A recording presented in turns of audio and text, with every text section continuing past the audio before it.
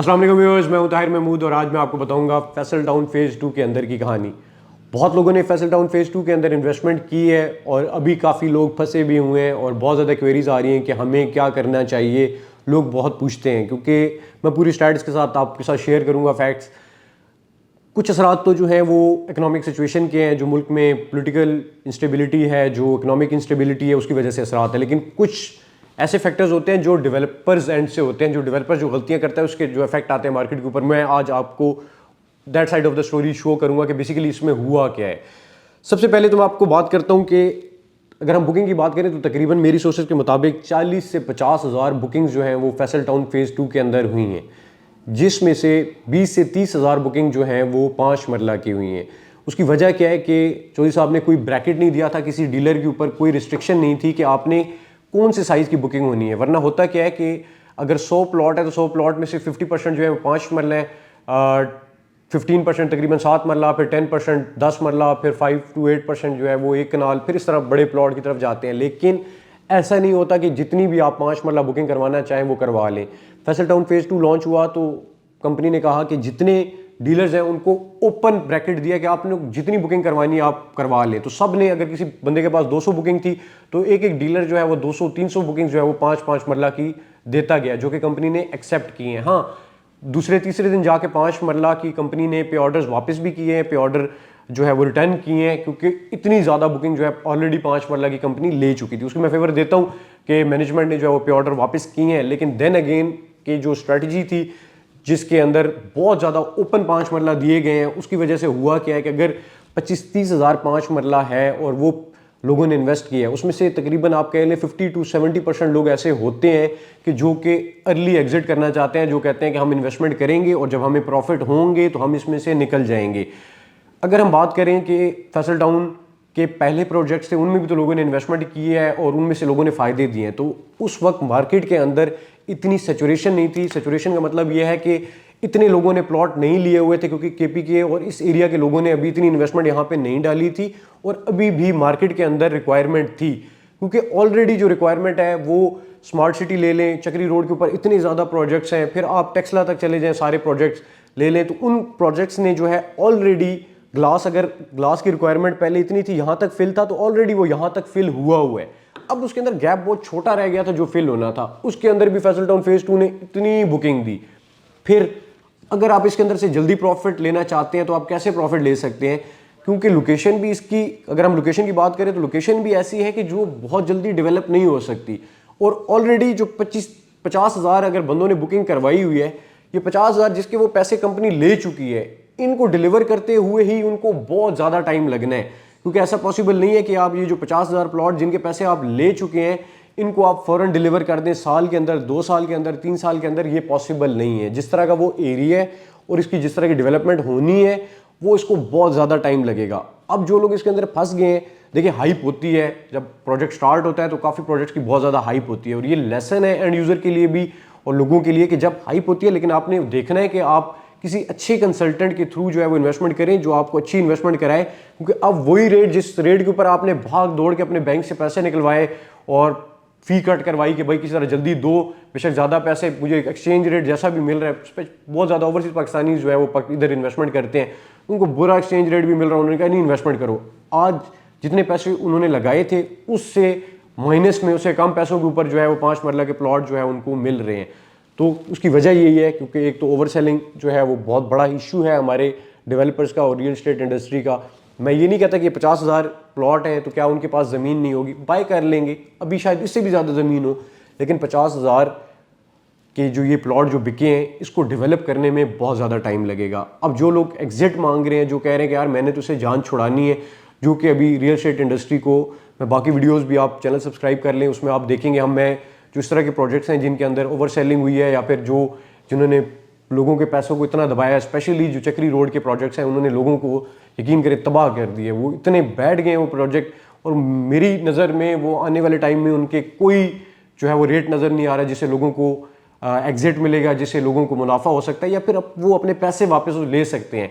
उधर लोग कंप्लीटली फंस चुके हैं और लोगों को बहुत बड़े बड़े नुकसान होने हैं। तो इसमें आप लोगों के लिए एग्जिट स्ट्रेटेजी यही है कि जो लोग होल्ड कर सकते हैं वो तो होल्ड करें, क्योंकि अभी उनको नुकसान ही होगा। और जो कहते हैं कि यार थोड़ा नुकसान हो जाए लेकिन मैं इसमें से निकल जाऊं, तो वो कोशिश करें कि अभी निकल जाएं, क्योंकि अभी भी आगे भी जो टाइम है उसमें नज़र नहीं आ रहा कि ये रेट बेहतर होंगे। एक तो इकोनॉमिक सिचुएशन आप जानते हैं, जो एक्सचेंज रेट हमारे ओवरसीज़ पाकिस्तानीज़ को मिल रहा है, बैंक जो अगर वो पाकिस्तान पैसे भेजते हैं तो डॉलर रेट उनको मिलता है 225 सरकारी जो या फिर कमर्शियल बैंक जो उन्हें देते हैं, और ओपन मार्केट में 265 जो है वो डॉलर का रेट है।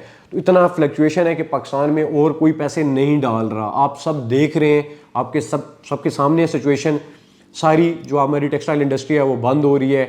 जो जितने भी बड़े कॉर्पोरेट सेक्टर के अंदर बड़े जाइंट्स बैठे थे उन्होंने इंडस्ट्रीज बंद कर ली हैं। वैसे लोग कहते हैं कि जो है चौधरी साहब वन मैन आर्मी है, लेकिन मेरे ख्याल में इस टाइम जो है बर्डन उनके ऊपर वो इतना पड़ गया है कि मेरे ख्याल में उनको ये बर्दाश्त करना पड़ेगा। और स्पेशली क्योंकि लोगों ने सारे डिस्काउंट के ऊपर जो है वो बुकिंग करवाई हुई थी और डीलर्स को अभी तक कंपनी की तरफ से रिबेट नहीं मिला, जो उनको पैसे मिलने थे वो नहीं मिले और लोगों ने क्लाइंट्स को देने थे। अब क्योंकि मार्केट डाउन हो रही है तो लोग जो है वो डीलर्स के पास जा रहे हैं कि हमें जी पैसे दें जो आप लोगों ने डिस्काउंट दिया होता है, लेकिन कंपनी वो पैसे रिलीज़ नहीं कर रही।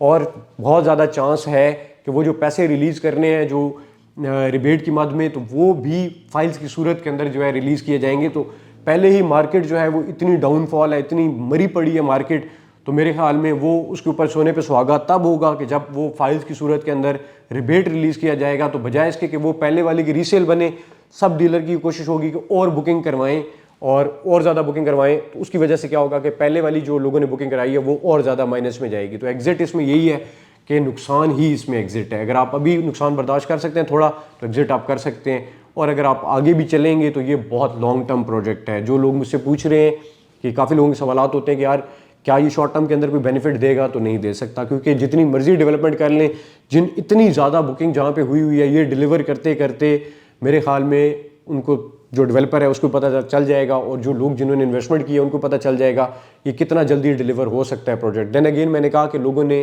चौधरी मजीद साहब के प्रोजेक्ट से बहुत ज़्यादा पैसे कमाए हैं। That was a different time frame, a different market perspective, जिसके अंदर लोगों ने इतना पैसा कमाया। और उसकी वजह यही थी कि उस टाइम मार्केट के अंदर जूस बाकी था, लोगों ने घर बनाने थे, लोगों ने रिहाइश रखनी थी, लेकिन अब वो कैपेसिटी फुलफिल होती जा रही है। और यही टाइम है कि रियल स्टेट इंडस्ट्री के अंदर अगर 100 प्रोजेक्ट्स थे तो 100 प्रोजेक्ट्स के अंदर से 2% प्रोजेक्ट जो है वो चलेंगे और 98% जो है वो फेलियर की तरफ जाएंगे। और उसमें जो छोटा डेवलपर है वो अब मार्केट से भागेगा। उसकी वजह यही है कि उसकी जो ओवरहेड्स हैं, जो उसकी कॉस्ट है वो पूरी नहीं होगी। चक्री रोड के ऊपर जो ड्रामा शुरू हुआ आज से कुछ साल पहले, जो कि अभी भी चल रहा है, वो अब ख़त्म होने को है। और जो बड़े शहरों के अंदर एक ड्रामा स्टार्ट हुआ था कि छोटी छोटी डाउन पेमेंट वाला, मेरे ख्याल में उसका एंड लगने वाला है। और जो डेवलपर्स ने एक डीलर्स को फंसाने का भी एक जो ड्रामा चल रहा था, मेरे ख्याल में वो भी ख़त्म होगा कि डीलर रजिस्टर करवाएं और जब डीलर उसके अंदर आ जाएगा और जब वो इंगेज हो जाएगा तो ऑटोमेटिकली वो अपने एंड यूज़र को, अपने सुनने वालों को, अपने जो उनके लोग हैं उनको इंगेज करके और वो सोसाइटी के अंदर उनको झोंकेंगे। तो मेरे ख्याल में वो टाइम आ गया है कि अब लोगों को समझ आ गई है और ऑलरेडी एंड यूज़र जो है वो इतना अवेयर हो चुका है। लेकिन देन अगेन अब आपके पास जो आने वाले टाइम में रियल एस्टेट इंडस्ट्री के अंदर आपके पास ऑप्शन होंगे वो स्क्वीज होते जाएंगे और बहुत कम ऑप्शन रह जाएंगे। और मेरे ख्याल में जो प्रोजेक्ट डिलीवर नहीं करेगा और जो इस तरह के काम करेगा कि जो पहले हम देखते आ रहे हैं, जो मिसाल चली आ रही है कि भाई बुकिंग कराई जाओ, जब पैसे आ जाएंगे बाद में पीछे ज़मीन खरीदते जाएंगे, जो ब्लू वर्ल्ड सिटी ने किया, जो कि किंगडम वैली ने किया, यू नेम इट, चक्री रोड के सारे प्रोजेक्ट्स ने यही किया है। उन्होंने कहा कि भाई जितनी बुकिंग आ रही है लेते जाओ, पीछे कोड़ी के दामों ज़मीन खरीदेंगे और फैलाई जाएंगे और एक ब्लेड मारते हैं और लोग कहते हैं जी ब्राउन हो गई है। ये ऐसे और नहीं चल सकता क्योंकि मार्केट की सिचुएशन ऐसी है। हाँ, अगर आपने करना है, जिस तरह स्मार्ट सिटी जीटी रोड का प्रोजेक्ट है, आप पंजाब की तरफ ट्रैवल करते हैं, चाहे वो गुजर खान की साइड करें, चाहे वो आप गुजरात की तरफ करें, जो जीटी रोड के प्रोजेक्ट्स हैं वो कदरे बेहतर है स्मार्ट सिटी, क्योंकि उसको जीटी रोड टच हो रहा है, मोटरवे टच हो रहा है। और कदरे बेहतर इसलिए है कि वहाँ पे जो आबादी लाना है वो कदरे आसान है एज़ कम्पेयर टू जितने भी चक्री रोड प्रोजेक्ट्स हैं, वहाँ पे आबादी नहीं आ सकती। और जब तक किसी प्रोजेक्ट के अंदर आबादी नहीं आएगी वो प्रोजेक्ट्स अब हवा में कामयाब होने का जो वक्त है वो ख़त्म हो चुका है। तो व्यूअर्स, आप लोगों ने पूरी स्टोरी सुनी है। अब जो फैसल टाउन भी पहले भी जो उसके प्रोजेक्ट्स कामयाब हुए हैं वो इसीलिए कामयाब हुए क्योंकि वो जीटी रोड के ऊपर लिंक करते थे और जीटी रोड के ऊपर आबादी लाना आसान होता है। वो पहले से वहाँ पे मार्केट होती है, एक इकोनॉमिक एक्टिविटी होती है, साइकिलों की दुकानें हैं, ट्रेडिंग की दुकानें हैं, वहाँ पे होटल्स हैं, वहाँ पे आसपास छोटी आबादियाँ होती हैं, छोटे छोटे लोग बस्तियों की सूरत में, गाँव की सूरत में लोग रह रहे होते हैं। तो और उसी जगह के एरिया के लोग जो है वो बाहर भी होते हैं, तो वो अपने एरिया के अंदर घर बनाते हैं। अब जो सोसाइटीज़ एयरपोर्ट की तरफ आ रही हैं, वहाँ पे न मुंह है न मत्था है, कोई सिस्टम नहीं है, कुछ समझ नहीं आ रही यहाँ पे आके रहेगा कौन।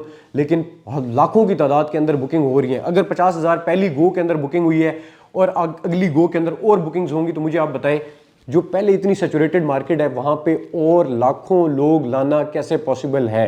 और इकोनॉमिक सिचुएशन आप देख रहे हैं, तो मेरे ख्याल में जब आपने इंतखाब करना है कि किस प्रोजेक्ट के अंदर आपने इन्वेस्टमेंट करनी है, तो आपकी नज़र के अंदर 100 प्रोजेक्ट आएंगे तो उसके अंदर से सिर्फ 2 प्रोजेक्ट ऐसे होंगे जो शायद आपको फ़ायदा दे सकेंगे अगर वो डिलीवर करते हैं, वरना नहीं दे सकेंगे। उसके लिए आपने अच्छे लोगों का इंतखाब करना है और कोशिश करनी है कि अपनी रिसर्च करें और उन लोगों के साथ अटैच हो जो आपको अच्छी इन्वेस्टमेंट करवा सके, और डेवलपर बहुत वाइजली चूज़ करना है। अपना बहुत ज़्यादा ख्याल रखें।